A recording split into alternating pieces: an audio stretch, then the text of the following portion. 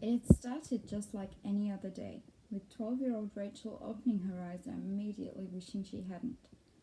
Why, just for once, why couldn't she just get her wish?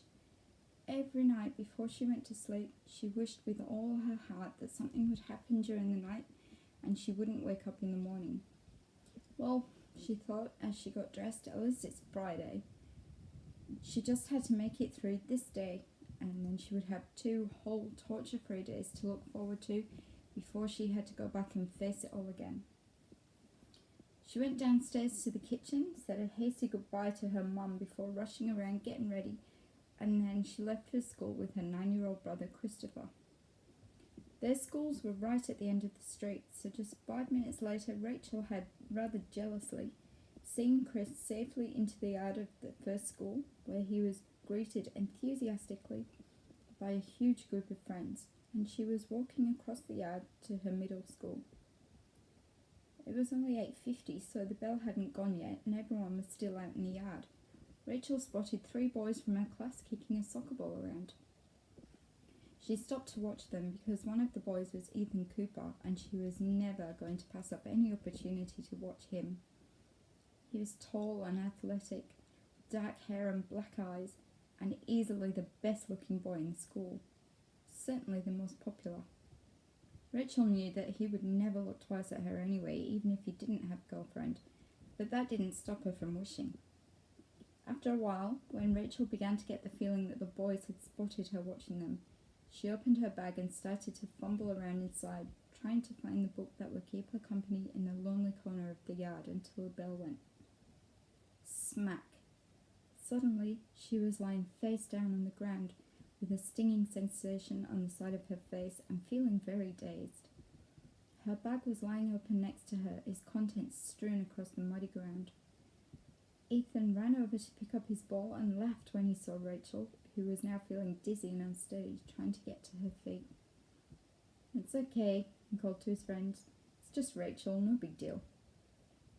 He reached out his hand, and Rachel instinctively reached out towards him, but he just laughed and smacked her hand away, saying, "Yeah, right. Why would I want to touch you, you silly bitch? I might catch something. I don't know how you expect me to catch that shaky hand of yours anyway. Nobody can aim that well." Then he picked up his ball and ran with it back to his laughing friends. Rachel started to pick up her things and put them back in her bag, while the other kids either ignored her completely or stood around watching her, occasionally pointing and laughing whenever they happened to catch sight of her swollen face. The bell rang as she was still packing her bag, and the yard emptied quickly. She finally got everything back, though most of it was wrecked. Then she zipped up her bag and got unsteadily to her feet. She tried to brush the dirt off her uniform and then headed inside to her classroom. On the way, she popped into the bathroom to look in the mirror. What a sight! The right side of her head was very red and swollen, and she could already see a black eye forming.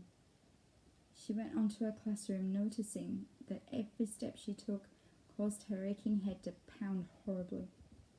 When she finally made it to the classroom, everyone was already sitting in their seats. "Where have you been?" demanded her teacher, Miss Allison.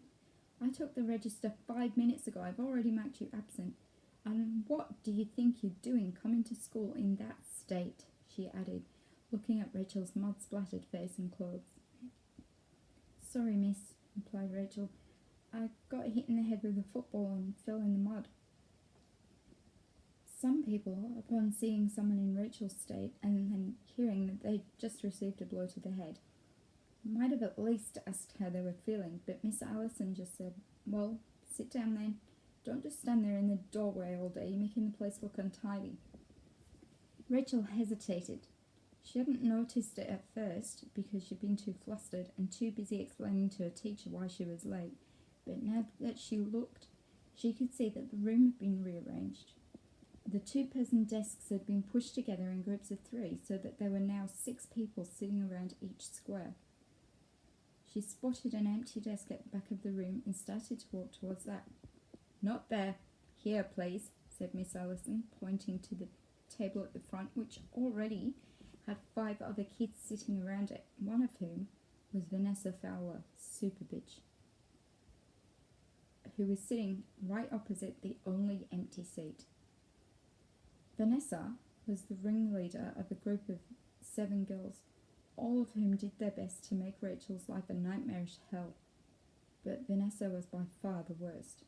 Very closely followed by her best friend, Bobby Radcliffe. Had Rachel even had the slightest inkling then of the evil demon in whose clutches it was her destiny to be caught in the future, she might have been better able to cope with Vanessa. In fact, in the future she would come to look back on the Vanessa days with a feeling of fond nostalgia, wishing that that was all she had to cope with.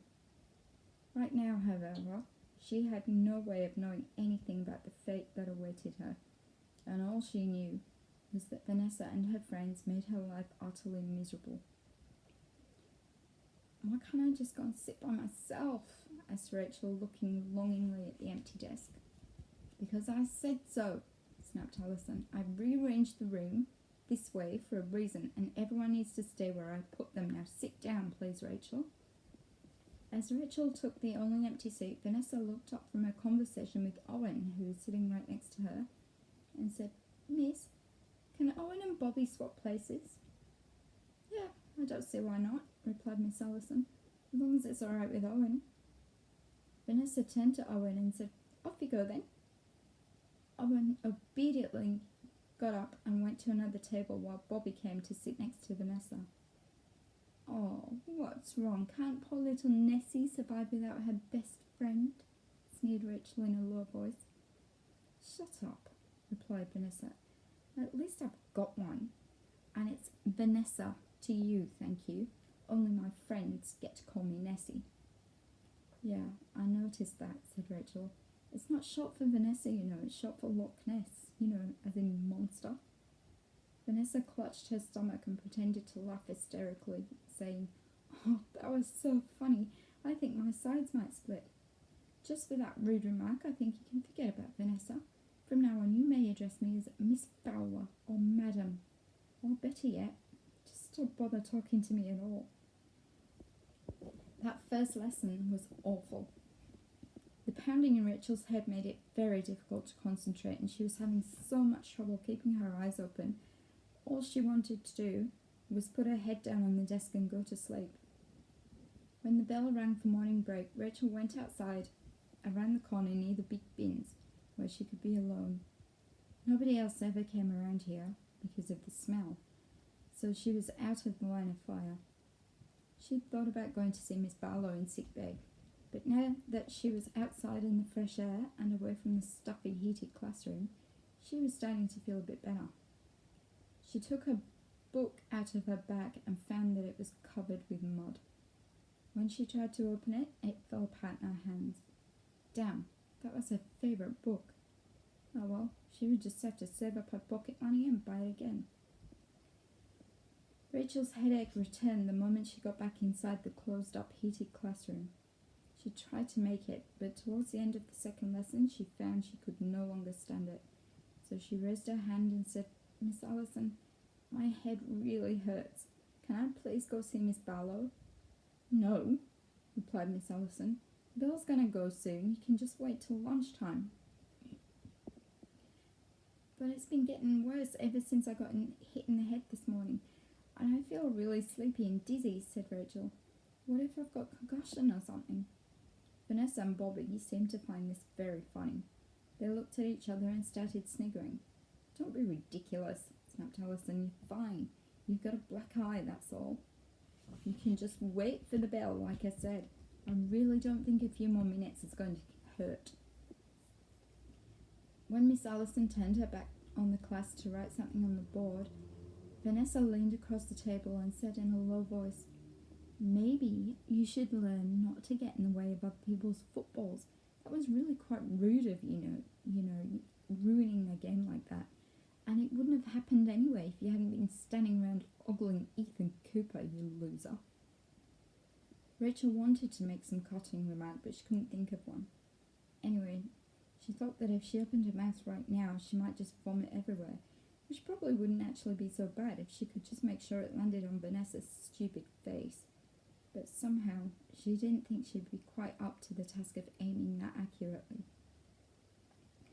As soon as the bell rang, Rachel rushed out of the classroom and straight to sick bay, where she told Miss Barlow about the football and about the headache and the nausea. "Are you going to call my parents?" asked Rachel, taking the 2 paracetamol tablets that Miss Barlow had just handed to her. "Don't see why," replied Miss Barlow. "You're conscious, aren't you?" "Yeah, but I feel sick and dizzy and really sleepy," said Rachel. "Aren't they the symptoms of concussion?" "No, they're the symptoms of someone who tries to use what they've read in some medical book to get out of class. The painkillers will take away your headache, and you've only got a couple of hours before home time. I'm sure you're not going to drop dead before then." "Did you go to sick bay?" asked Miss Allison as Rachel walked back into class after lunch. "Yes," replied Rachel. "Miss Barlow gave me some painkillers." "Well, good then," said Miss Allison. "We'll have no more of this concussion rubbish then." As Rachel took her seat, Miss Allison started searching through her bag and then through her desk drawers. Eventually she looked up and said to the class, "Sorry, I've left the worksheets for this afternoon's lesson in my car. I'm going to trust you to sit here quietly while I go and get them. I'll only be gone about 5 minutes, and please remember, you're not children anymore, you're young adults now, so please act like it."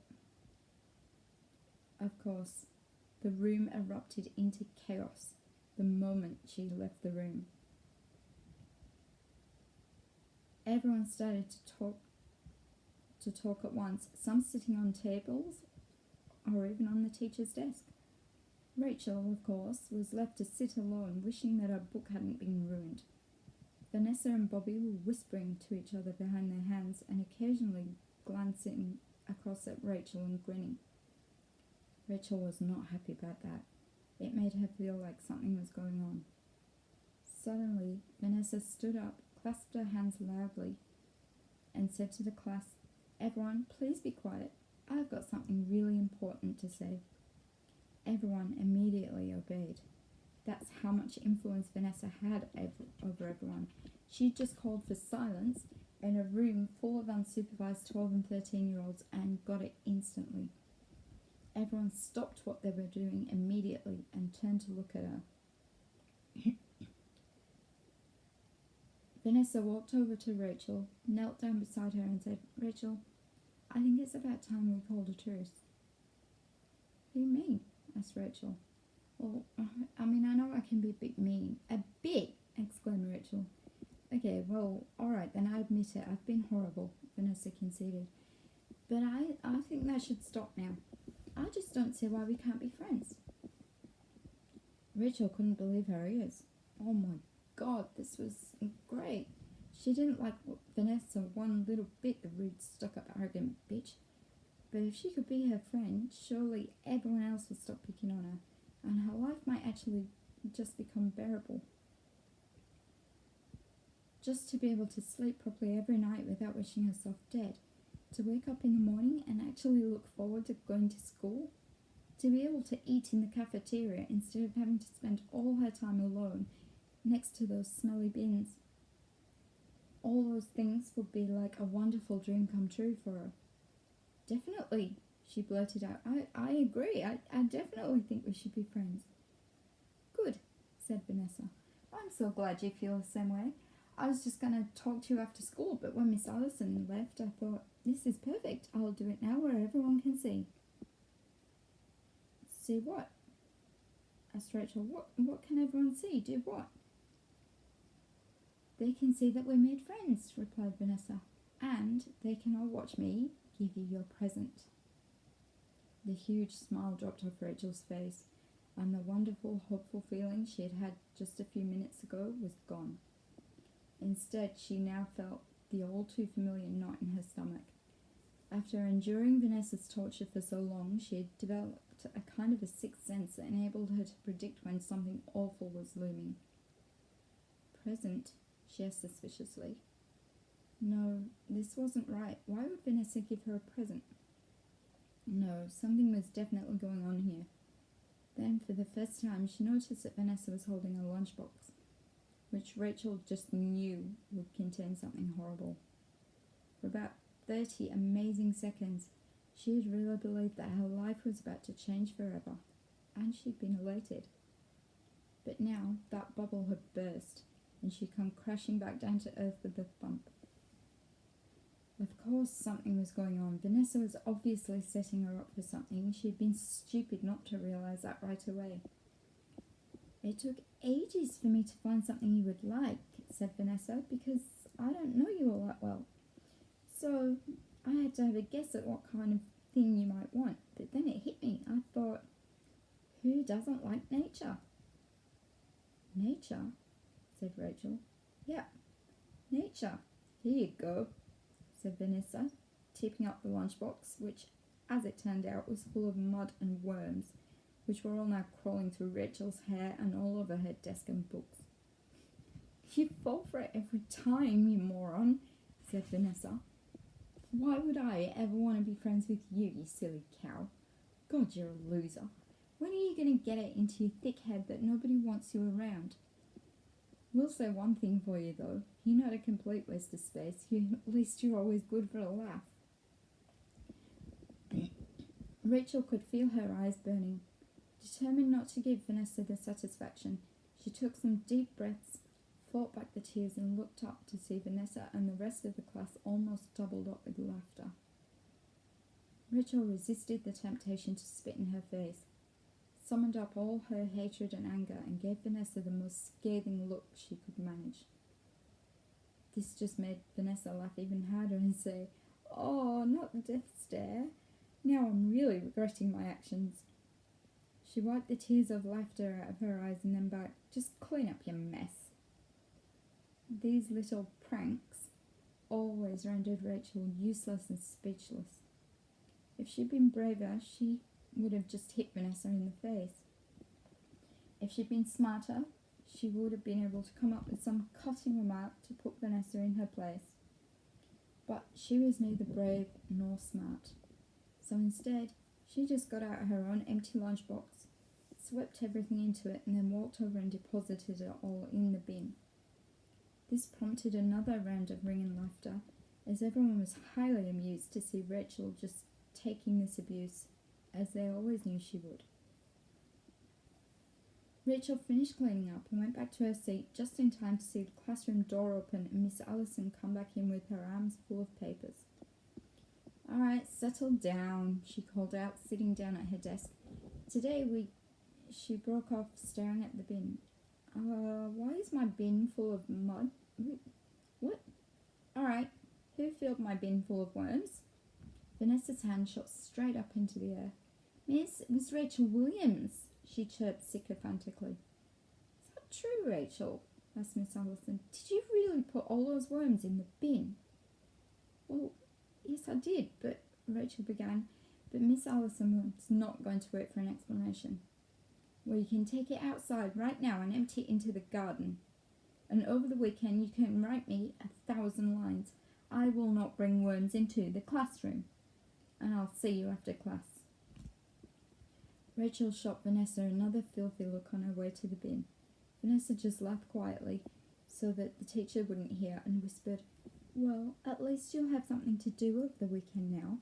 What were you planning to do anyway? Play with all your imaginary friends?" Rachel once again fought back the tears as she took the bin outside. "So," Miss Allison said after class when everyone but Rachel had left the room, "are you going to tell me why you did it?" "It wasn't my fault, miss," replied Rachel. "Oh, I see," said Miss Allison. "So you just accidentally brought a pile of worms and mud into my classroom." "I didn't bring them in," said Rachel. "You've already admitted it," said Miss Allison. "No," said Rachel. "I admitted putting them in the bin, but that was only after Vanessa tipped them all over me. She's the one who brought them into the room, not me. She thought it was funny." "Don't start this rubbish again," warned Miss Allison, looking stern. "Every day you've got some new story about Vanessa, and we're all just getting a bit sick of hearing it now." "Well, nobody ever listens. Nobody ever does anything," wailed Rachel, now choking on the tears that she couldn't hold back any longer. The waterworks are a nice touch, Rachel, said Miss Allison, but they're not going to work. Vanessa is never anything but nice to everyone.